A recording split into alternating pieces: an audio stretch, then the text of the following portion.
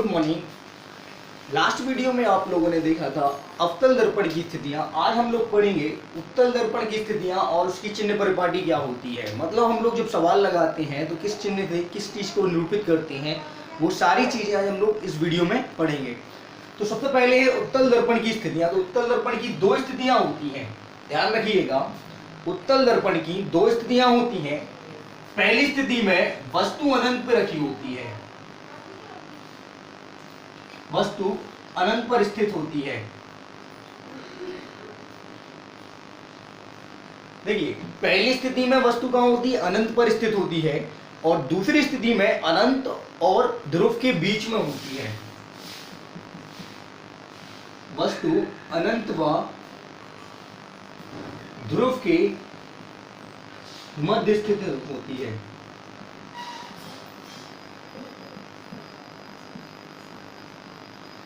देखिए, अवतल में भी आपने पढ़ा था कि उसकी 6 स्थितियां होती हैं। आज हम लोग उत्तल के बारे में बात कर रहे हैं। तो उत्तल में केवल 2 स्थितियां होती हैं। पहली वस्तु अनंत पर रखी होती है, ये तो क्लियर है। दूसरी चीज जो है वस्तु अनंत व ध्रुव के मध्य स्थित होती है। मतलब कि अनंत और ध्रुव के बीच में कहीं पे भी हो सकती है। और उसकी 2 स्थितियां हैं। और एक चीज आपको बता दें, देखिएगा, पहली स्थिति बताते हैं आपको। एक उत्तल दर्पण ले लिया आपने,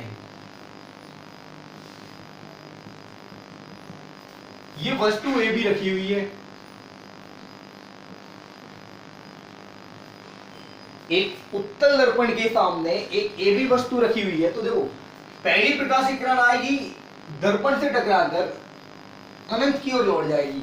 मुख्य अक्ष के, ये आपका मुख्य अक्ष है, ये अनंत मान लिया, ये ध्रुव है, और ये दर्पण से टकराई और क्या हो गई? उसी ओर वापस लौट गई। क्यों? आपको पता होना चाहिए कि उत्तल में ये आपकी पॉलिश है और पॉलिश के अंदर नहीं घुस सकती है कोई प्रकाशित किरण। उसी प्रकार से अगर नीचे की दिशा में लेंगे तो ऐसे लिया जाएगा, इस तरह से। ये मुख्य अक्ष के समांतर प्रकाशित किरण आती है और परावर्तित हो जाती है। अब इसको दिखाने के लिए आपको क्या करना पड़ता है? इसको बिंदुदार रेखाओं द्वारा दिखाना पड़ता है, क्योंकि ये आभासी प्रतिबिंब की स्थिति होती है। देखिए, तो इस तरह से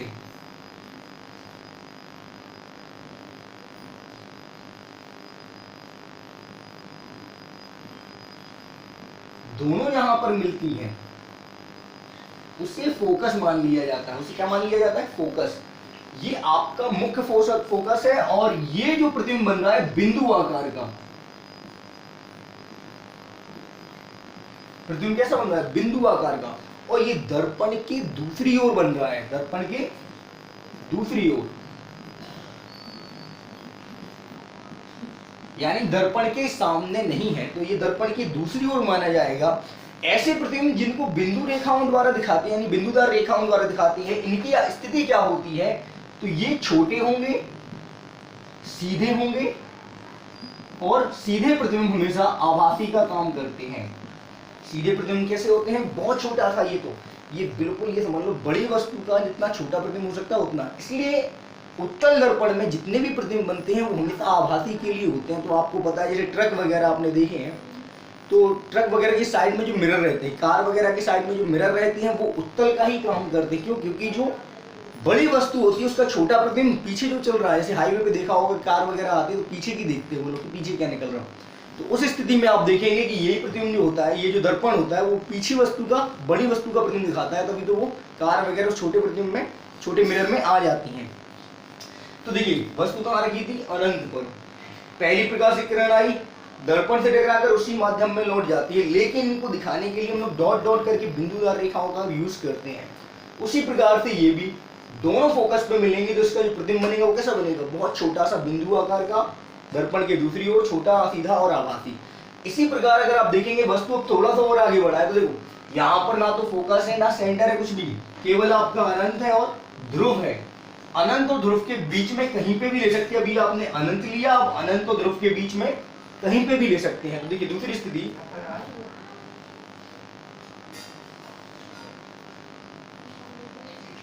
मान लीजिए वस्तु ये रखी हुई है,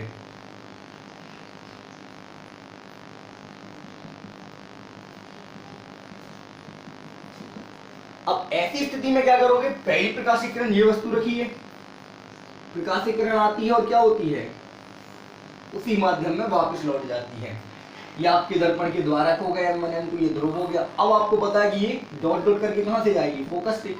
लेकिन मैंने क्या बताया था कि आपको अनंत से आने वाली प्रकाशीय किरण जैसी आती है वैसी ही क्या होती है, उसी माध्यम में लौट जाती है। तो इसको भी अगर आप डॉट डॉट करके दिखाओगे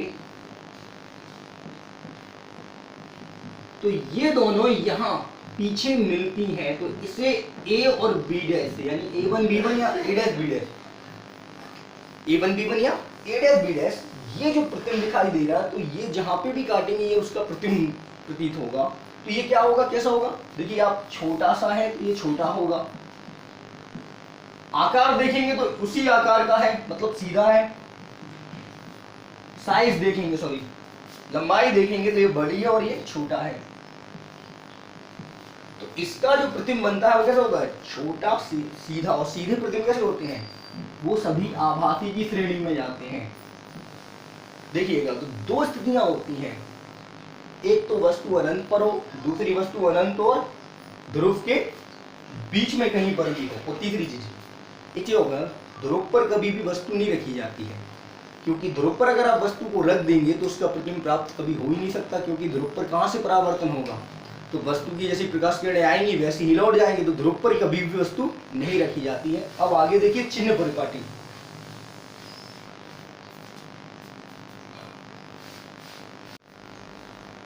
देखिए अभी आप लोगों ने पढ़ा था कि उत्तल की स्थितियां, अब हम लोग चिन्ह परिपाटी पढ़ने से पहले आपको थोड़ा समझना पड़ेगा। आपने कोऑर्डिनेट पढ़ी हुई है, मतलब आपने निर्देशांक ज्यामिति पढ़ी हुई है, आपको पता है एक्स अक्ष होता है, ये पूरा जो क्षैतिज रेखा होती है वो काय का काम करती है, एक्स अक्ष का, और ये धनात्मक होता है और ये ऋणात्मक होता है, क्योंकि ये मूल बिंदु है। मूल बिंदु के दाहिनी ओर धनात्मक होता है और मूल बिंदु के बाईं ओर ऋणात्मक होता है। बस इसी चीज को आपको लेके चलना है।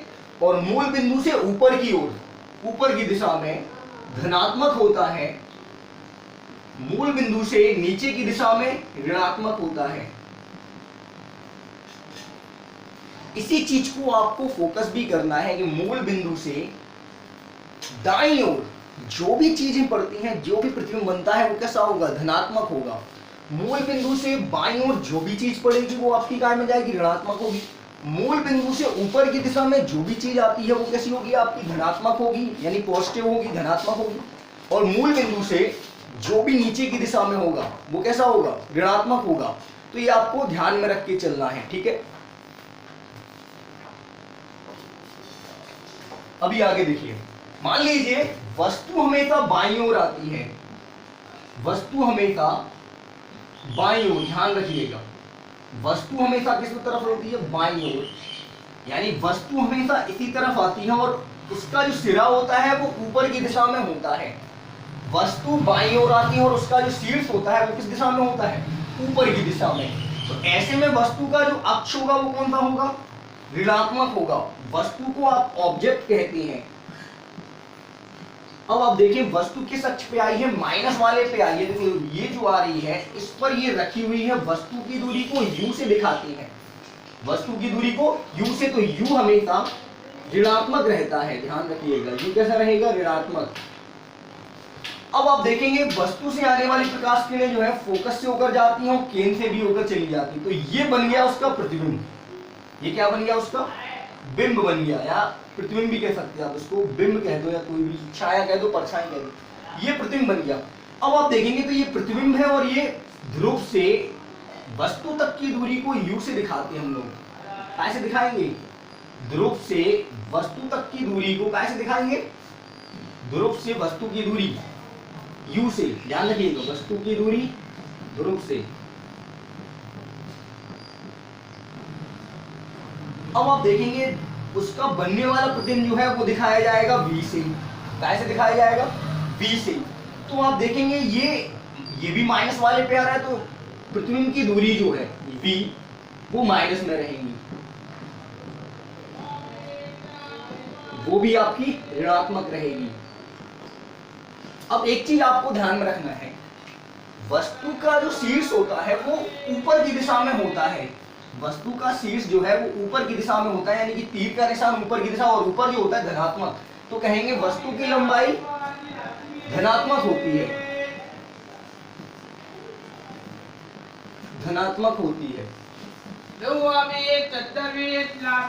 वस्तु की जो लेंथ होती है वो होती है आपकी कैसी, धनात्मक, बिल्कुल ऊपर की दिशा में।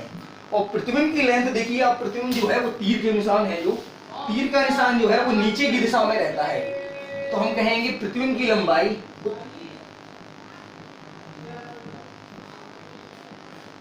वो ऋणात्मक रहेगी। वो कैसी रहेगी, ऋणात्मक। मतलब तीर जो है ऊपर है तो धनात्मक है, तीर जो नीचे है वो कैसा है, ऋणात्मक। तो ये आपको ध्यान में रख के चलना है। और आपको बताया कि फोकस जो है ये आपका ध्रुव है और ये वक्रता केंद्र। यहां से यहां तक की दूरी जो होती है वक्रता त्रिज्या, वो भी आपकी माइनस में रहेगी। कैसी रहेगी, माइनस में। तो अवतल में, अवतल दर्पण में ये ध्यान रखने वाली चीज है कि वस्तु की दूरी u माइनस में, प्रतिबिंब की दूरी वो भी माइनस में, और फोकस दूरी तो पहले से ही माइनस में, क्योंकि इसी तरफ आई है। देखिए ये फोकस दूरी है बाईं ओर, बाईं ओर है, यानी कि ये माइनस में गई। ये है 1 से लेकर 5 स्थितियों तक। केवल छठवीं स्थिति में आपको ध्यान में रखना है u माइनस में, v आपका प्लस में और f माइनस में। क्यों, क्योंकि प्रतिबिंब दूसरी तरफ बनता था। मैंने आपको बताया था, आप देखिएगा वीडियो, पिछली वीडियो, उसमें जो लास्ट वीडियो था इसी का, उसकी आखिरी स्थिति थी जो, उसमें जो फोकस और ध्रुव के बीच में जब वस्तु रखते थे तो प्रतिबिंब बनता था दूसरी तरफ। तो ऐसी स्थिति में केवल छठवीं स्थिति में v हमेशा प्लस का होगा, बाकी सारी कंडीशन सेम टू सेम। तो आपको ध्यान में रखना चलना है कि वस्तु की दूरी माइनस में, प्रतिबिंब की दूरी माइनस में और फोकस दूरी माइनस में। ये टाइम होता है अवतल में। अब अगर उत्तल की बात करें तो वस्तु हमेशा बाईं ओर, मैंने बताया वस्तु हमेशा बाईं ओर, तो वस्तु हमेशा काय में गई, माइनस में। वस्तु की दूरी ये माइनस में गई, क्योंकि ये x माइनस अक्ष का होता है। लेकिन जो प्रतिबिंब बनता है वो अभी बताया था कि ऐसे बनता है। तो प्रतिबिंब जो है वो यहाँ बन रहा, तो ये किस तरफ गया, ये प्लस की तरफ गया, और फोकस भी प्लस की तरफ है, तो v और f दोनों प्लस के रहेंगे। ये भी आपको ध्यान में रख के चलना है कि u माइनस में, v प्लस में और f भी प्लस में। ये चिन्ह पर पार्टिक चीजें ध्यान रखिएगा। उत्तल में u माइनस का, v प्लस का, यानी प्रतिबिंब की दूरी उस तरफ रहेगी तो प्लस की, फोकस तो उस तरफ है ही। देख लो आप चित्र से देख सकते हैं फोकस किस तरफ आया, प्लस की तरफ। और वस्तु की ऊंचाई जो है वो हमेशा धनात्मक रहेगी, और नीचे की तरफ है तो माइनस में जाएगी। ये आपको नोट कर लो।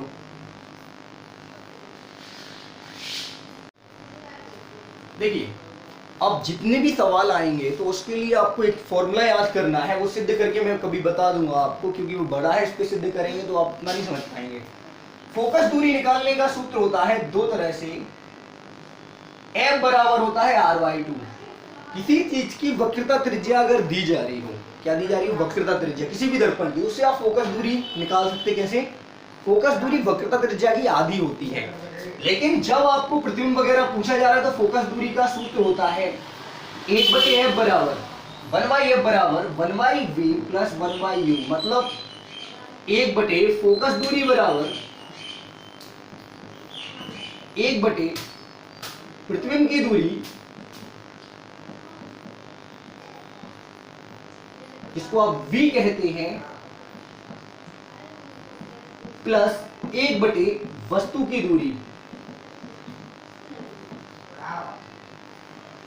जिसको आप u कहते हैं। देखिए ध्रुव से फोकस तक की दूरी, एक बार फिर से समझ लो, ध्रुव से फोकस तक की दूरी अगर इस तरफ है तो ये काय में रहेगी, माइनस में।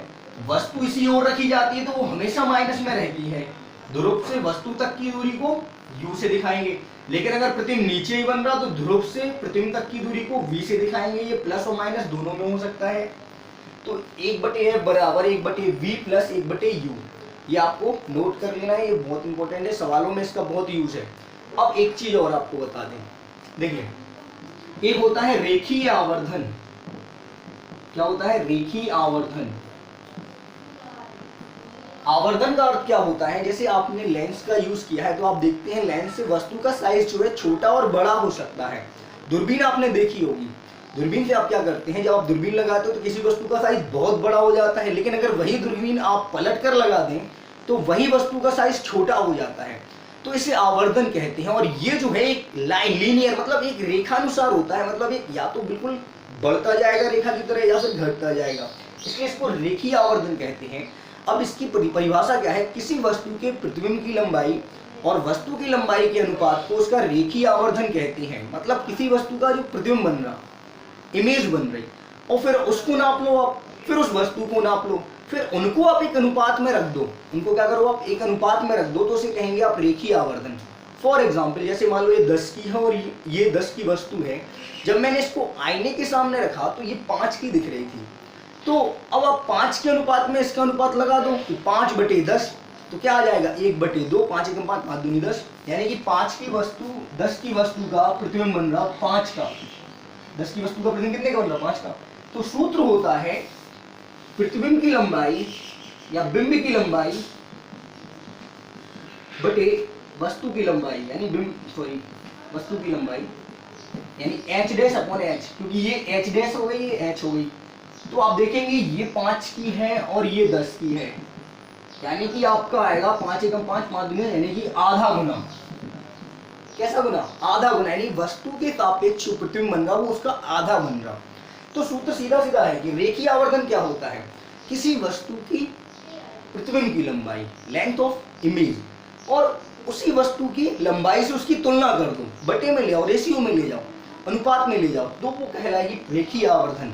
आवर्धन को m लिखते हैं, इसे h' से लिखते हैं, इसे h से लिखते हैं, तो m बराबर होता है h'/h, और आवर्धन का कोई मात्रक नहीं होता, ये नोट भी ध्यान रखिए, आवर्धन का कोई मात्रक नहीं होता,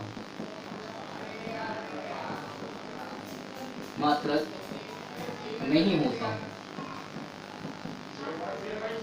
यानी आवर्धन मैग्नीफैक्चर की जो गुना कैसे किसी वस्तु का, देखो यही चीज अगर ऐसी कर देते, अगर वस्तु 5 की होती और प्रतिबिंब 10 का बनता, अगर h 5 का होता और प्रतिबिंब 10 का बनता, तो हम लोग क्या लिखते 10/5, यानी कि 2 गुना प्रतिबिंब बन रहा।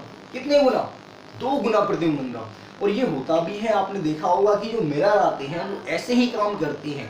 जैसे आपने देखा होगा कि डॉक्टर वगैरह जब यूज करते हैं कि कोई चीज छोटी रहती है तो उसको बड़ा देखने के लिए, तो वो इन्हीं मिरर का यूज करते हैं। क्यों? क्योंकि वो वस्तु को, जैसे मान लो कीड़े वगैरह फंसे रहते हैं दांत में, तो जब वो चेक करते हैं कि कौन कितना बड़ा कीड़ा है, तो उस मिरर को लगाते हैं, जिससे उसका साइज क्या होता है, इंक्रीज हो जाता है, बढ़ जाता है, फिर वो उसको साफ सफाई करते हैं।